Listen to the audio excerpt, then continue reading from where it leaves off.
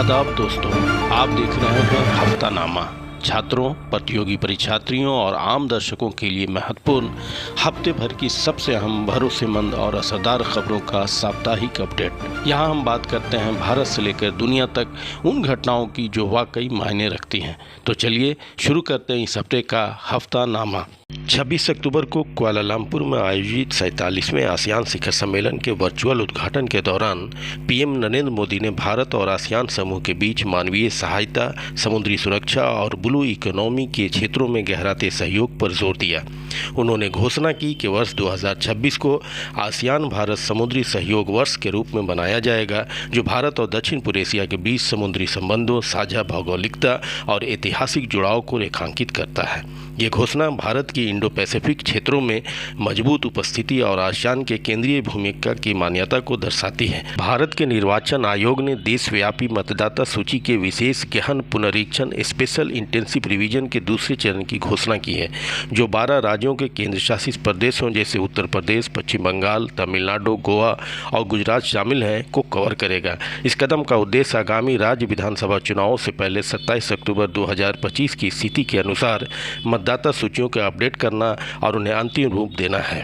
भारत का LVM-3 प्रक्षेपण यान पूरी तरह तैयार हो चुका है। इसे अंतरिक्ष यान के साथ सफलतापूर्वक जोड़ा जा चुका है और नवंबर 2025 की शुरुआत में होने वाले आगामी मिशन के लिए लॉन्च पैड पर स्थानांतरित कर दिया गया है। इस मिशन का उपग्रह CMS-3 लगभग 4400 किलोग्राम वजन का है और इसे जियो सिंक्रोनस ट्रांसफर ऑर्बिट में स्थापित किया जाएगा। ये भारत का अब तक का सबसे भारी संचार उपग्रह माना जा रहा है।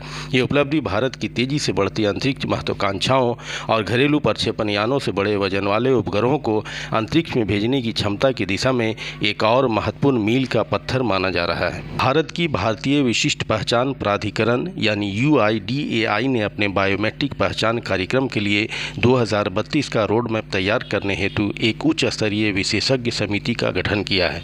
ये समिति कृत्रिम बुद्धिमत्ता, ब्लॉकचेन और क्वांटम कंप्यूटिंग जैसी उन्नत प्रौद्योगिकियों के उपयोग की संभावनाओं का अध्ययन करेगी, ताकि आधार प्रणाली को और अधिक सुरक्षित, कुशल और भविष्य उन्मुख बनाया जा सके। भारत के स्वस्थ नारी सशक्त परिवार अभियान ने 3 गिनीज वर्ल्ड रिकॉर्ड स्थापित किए हैं, जो निवारक, प्रिवेंटिव और महिला केंद्रित स्वास्थ्य सेवाओं के क्षेत्र में एक ऐतिहासिक उपलब्धि है।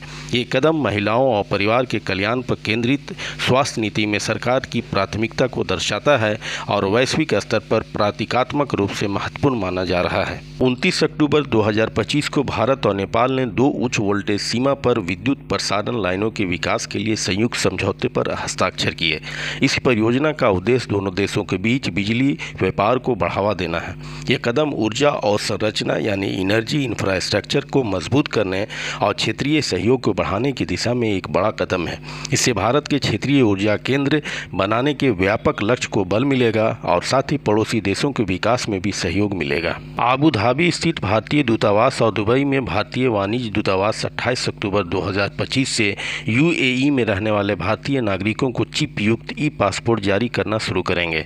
ये पहल ग्लोबल पासपोर्ट सेवा कार्यक्रम GPS 2.0 के उन्नत संस्करण का हिस्सा है। इसका उद्देश्य प्रवासी भारतीयों यानी NRIs को तेज, अधिक सुरक्षित और आधुनिक पासपोर्ट सेवाएं प्रदान करना है। संयुक्त राष्ट्र महासचिव एंटोनियो गुटेरेस ने कहा है कि देशों के वैश्विक तापमान वृद्धि को 1.5 डिग्री सेल्सियस तक सीमित करने में असफल रहने के कारण अभी सीमा का पार होना अनिवार्य हो गया है। उन्होंने चेतावनी दी कि इससे अमेजन वर्षावन का सवाना में बदल जाना जैसे खतरनाक जलवायु बिंदु सामने आ सकते हैं, जो पूरी पृथ्वी के लिए विनाशकारी परिणाम लेकर आ सकते हैं। माइक्रोसॉफ्ट के CEO सत्या नडेला दिसंबर में भारत का दौरा करेंगे, जहां वे बेंगलुरु और मुंबई में आयोजित AI कृत्रिम बुद्धिमत्ता केंद्रित 2 सम्मेलनों में भाग लेंगे और भारतीय सरकारी अधिकारियों से मुलाकात करेंगे। ये कदम भारत के आर्टिफिशियल इंटेलिजेंस और क्लाउड टेक्नोलॉजी के क्षेत्रों में तेजी से गहराते तकनीकी संबंधों और निवेश की बढ़ती रुचि को दर्शाता है। विश्व स्टॉक दिवस के अवसर पर जारी रिपोर्ट में ये उजागर किया गया कि भारत में वायु प्रदूषण चुपचाप स्टॉक की घटनाओं को बढ़ा रहा है। विशेषज्ञों ने स्टॉक के लक्षणों को पहचान के लिए बी फास्ट सूत्र पर जोर दिया है। यानी बी फॉर बैलेंस यानी संतुलन बिगड़ना, ई फॉर आइज यानी धुंधली या दोहरी दृष्टि, एफ फॉर फेस यानी चेहरे का टेढ़ा होना, ए फॉर आर्म्स हाथ पैरों में कमजोरी, एस फॉर स्पीच बोलने में कठिनाई और टी फॉर टाइम यानी तुरंत कार्रवाई का समय। यदि अचानक संतुलन में बिगड़ जाए, बोलने में दिक्कत हो या चेहरे का एक हिस्सा ढीला पड़ जाए तो तुरंत चिकित्सीय सहायता लेनी चाहिए। 3L एटलस नामक ये दुर्लभ अंतर तारकीय धूमकेतु जो हमारे सौर मंडल से बाहर से आया है 29 अक्टूबर को पृथ्वी के पास से गुजरा।